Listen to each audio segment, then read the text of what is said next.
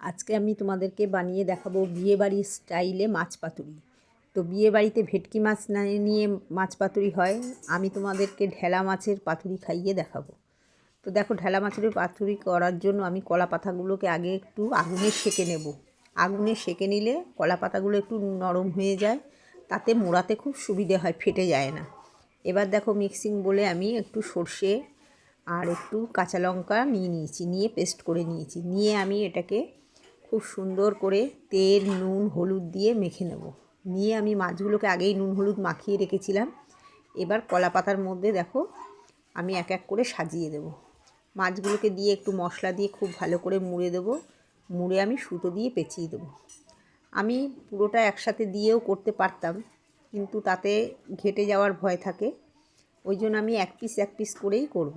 তো দেখো, এক পিস করে আমি সুন্দরভাবে কলা পাতাগুলোকে মুড়ে নিচ্ছি। কলা পাতাগুলোকে এক পিস করে মুড়ে সুতো দিয়ে বেঁধে নিচ্ছি। তোমরা কে কেউ খেতে ভালোবাসো পাতুরি, কমেন্ট করে জানাবে। আর ভিডিওটা ভালো লাগলে লাইক, কমেন্ট, শেয়ার করে পাশে থাকবে। তো দেখো, আমি এক এক করে সব কলা পাতা দিয়ে মুড়ে নিচ্ছি। সব মাছগুলো আমার এক এক করে মোড়া হয়ে যাচ্ছে। খুব সুন্দরভাবে মুড়ে নেব। কলা পাতাগুলো এত নরম হয়েছে, একটুও ফাটছে না। দেখো, খুব সুন্দর করে আমি একটা করে সবগুলোকে মুড়ে সুতো দিয়ে বেঁধে নেব।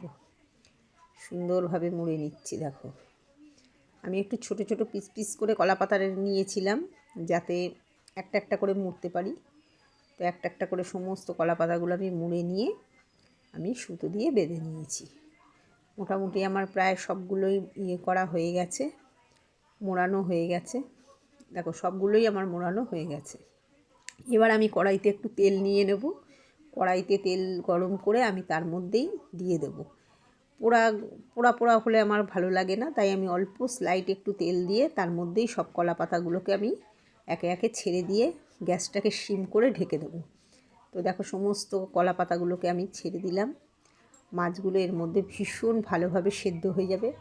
এর মধ্যে লঙ্কাটা একটু বেশি রাখবে, লঙ্কাটা একটু ঝাল হলে খেতে টেস্ট বেশি হয়, আর সর্ষের গন্ধটাও, ঝাঁঝটাও খুব ভালো আসে। যাই হোক, আমার দেখো সব এক পেঁয়াজটা হয়ে গেছে। আমি এবার সবগুলোকে এক এক করে উল্টিয়ে দেবো। দেখো, একটা করে সব এদিকটা হয়ে গেছে। এবার আমি সবগুলোকে একটা করে উল্টে দেবো।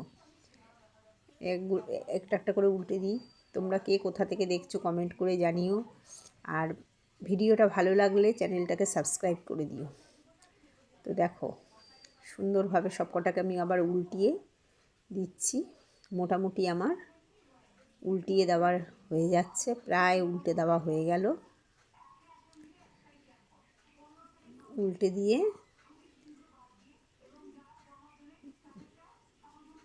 এটা গরম গরম ভাত দিয়ে খেতে ভীষণ ভালো লাগে। তো এবার সব কটা উল্টে দিয়ে আমি আবার ঢেকে রাখবো। আবার একটু ঢেকে গ্যাসটাকে সিমে দিয়ে রাখবো।